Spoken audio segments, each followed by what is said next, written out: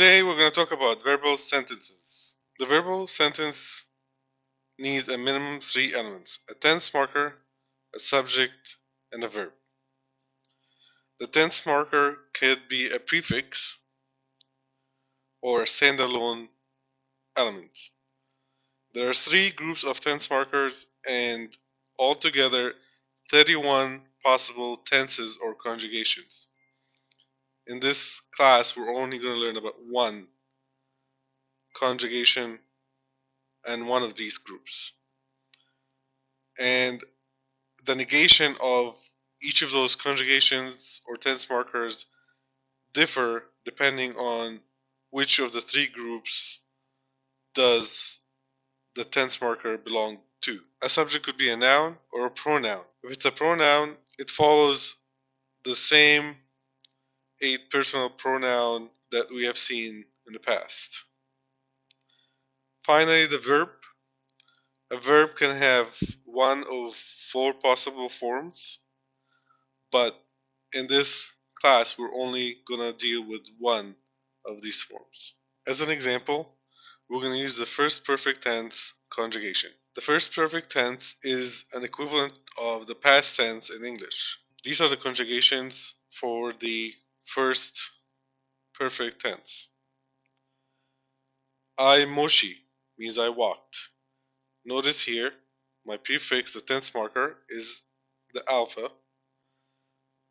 The yota is the personal pronoun for the first person, singular, meaning I, and moshi is the verb.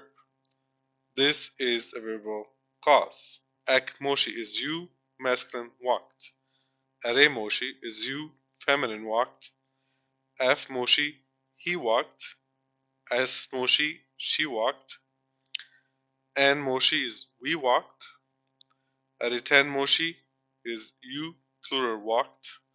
And ao moshi is they walked. The negation of the first perfect has its own set of prefixes. MP moshi, I did not walk. Mpek moshi, you, masculine, did not walk. Mpe moshi, you, feminine, did not walk. Mpef moshi, he did not walk. Mpas moshi, she did not walk. Mpen moshi, we did not walk. Mpeten moshi, you, plural, did not walk. Mpu moshi, they did not walk. If the subject of the verbal clause is a noun instead of a pronoun, the order of the elements may look different. Examples: P Romi Moshi. The alpha is our tense marker. P Romi is your noun and Moshi is a verb. P Romi Af Moshi. In this second sentence, the author chose to put the noun first for emphasis or style. The sentence will read P Romi Af Moshi. The translation will be the same. Notice that the third person masculine infix was returned to the verbal clause in this case. Af Moshi in J Piromi. In this version of the sentence, the author chose to put the subject at the end of the sentence. In this case, they had to introduce the subject with a particle in J. Af Moshi in J Piromi. The translation will slightly change in this case. He walked, namely the man. Conjunction. 2 verbal sentences or 2 verbal clauses may follow each other with or without the use of the conjunctive wo. Examples: Afhemsi wo afrimi. Notice the 2 verbal clauses agree in this case in terms of the gender and the number of the personal pronoun that's being used. Afhemsi wo afrimi. He sat and he wept. But the author might also choose not to have the conjunctive wo in the sentence. The meaning would be the same, even though the translation might slightly differ. Afhemsi afrimi. He sat and he wept. In this case, when we're translating this sentence, we might choose to put the and in parentheses to show that it's implied, but it does not actually exist in the Coptic text. Adverbs are used to modify the meaning of the verb. Here are some of the most commonly used adverbs. Evol, meaning out or away. Episet, meaning down. Echun means in. Efahu means back or backward. Ehri means up. Pshoy means upward. Here are some examples of how the adverbs may be used in a verbal sentence. Afshe evol, he walked away, or he walked out.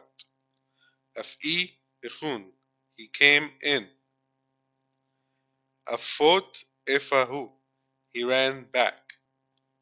The same adverbs may also be combined with prepositions to form what we call a compound prepositional phrase to enhance the meaning of the sentence. Evol e, out to or away to. Evol chen, out of or from. Evol he, away from. Evol hiten is through or through the agency of. Echun e, to or into or toward. Ehri jen, up unto. Ehri e, up to. Episet e, down to or down into. Episet jen, down on. Efahu e, back to. These expressions should be learned each on its own because each of those has its own meaning. Examples for the use of compound prepositional phrases in the verbal sentence. Evol hiten pai moit, through this road. Evol chen ti police, from the city. Evol hi ti trapeza, away from the table. Echun e pef a, into his house. Another thing we should be aware of when working with verbal sentences are direct and indirect objects. Objects in a verbal sentence can be nouns or pronouns. The objects to whom the action of the verb is directly transferred to is said to be the direct object. The object to which the action of the verb is not directly impacting will be considered the indirect object. Here's an example in English. I kicked the ball to him. In this case, the ball is a direct object which I kicked, and to him is the indirect object to whom I kicked the ball. All objects in Coptic are introduced via a preposition. Examples. Afmoshi e pefe.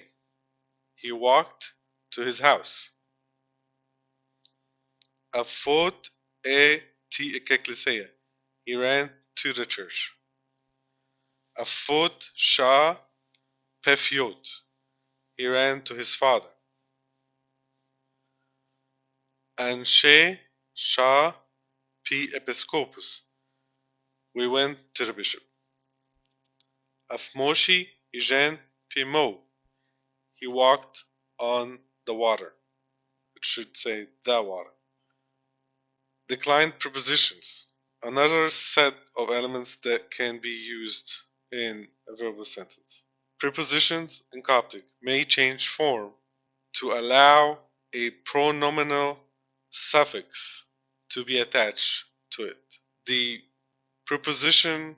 form of the preposition which allows a pronominal suffix to be attached to it is usually denoted with the slanted equal sign.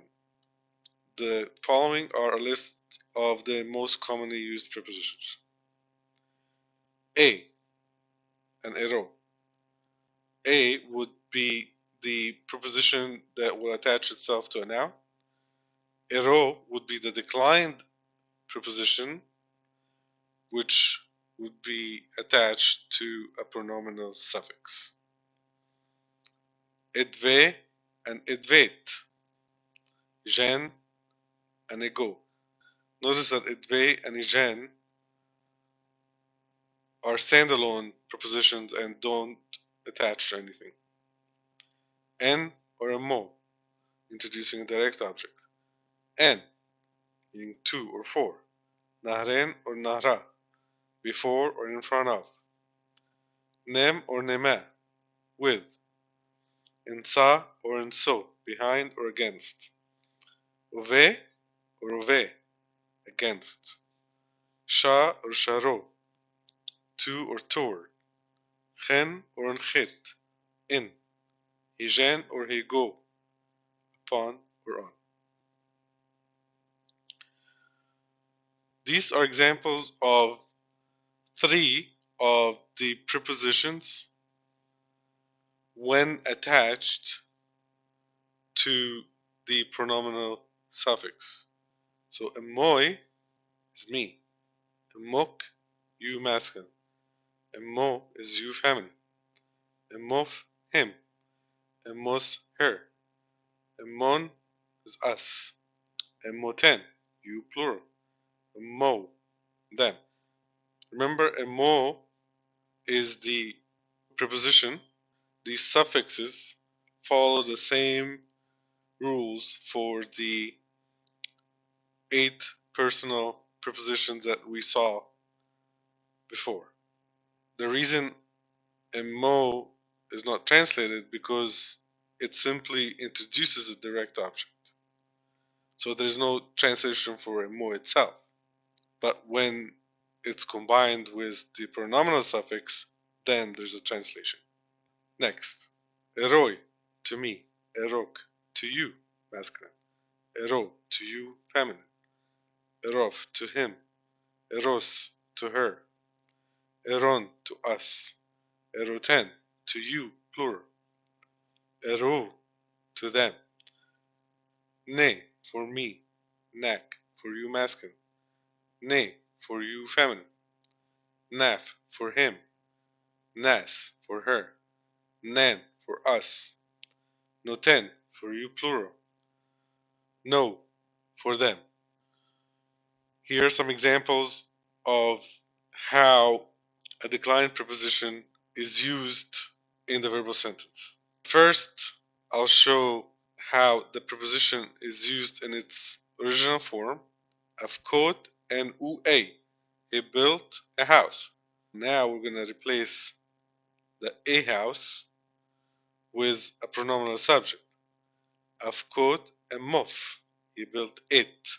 Notice the phi at the end of a mof is a third person singular suffix. And sutem e tef esme. We heard his voice. So for the next example, we're going to replace e tef esme with the correct declined preposition with the correct pronominal suffix that agrees with gender, number, with tef esme. And sutem eros. We heard it. Afshini insa tef eshimi. He looked for his wife. If we replace insa tef eshimi with the correct declined preposition and the correct pronominal suffix, we'll get afshini insos. He looked for her.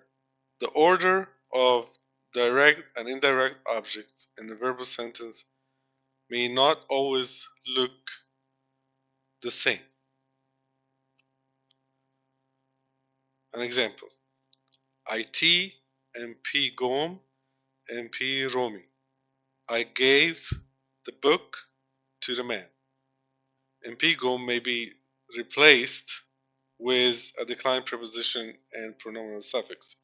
In this case, it would look like this: IT MOF MP Romi. But also, MP Romi can be replaced with a declined preposition and pronominal suffix. In this case, it would say IT MOF na. I gave it to him. The order of this sentence may also be changed. IT nav MP gom. I gave to him the book. When I'm translating, I have to be careful to understand which is a direct object and which is the indirect object to make a correct translation. Some exercises. Airimi ijan na novi. This is a breakdown. Tense marker. The iota is the pronominal subject. Rimi is a verb. Ijan is my preposition. Na is a possessive article. And novi is the noun. I wept upon my sins. Next exercise. Ani esneu she eti police. In this case, the alpha is already broken up by itself. Ni esneu is a correct breakdown for this one. Ni being the definite article for plural nouns. She is the verb. A is a preposition. T is another definite article for singular feminine noun. And police is a noun. Here's the breakdown. This is a translation. The brothers went to the city. Next is afti ne and u eshten. Breakdown, definitions, translation. He gave me a garment. Itinaf mpagoi evol. Breakdown, definitions of the breakdown, and translation. I sold him my boat. And that's it. Thank you for watching. Let me know if you have any questions, please.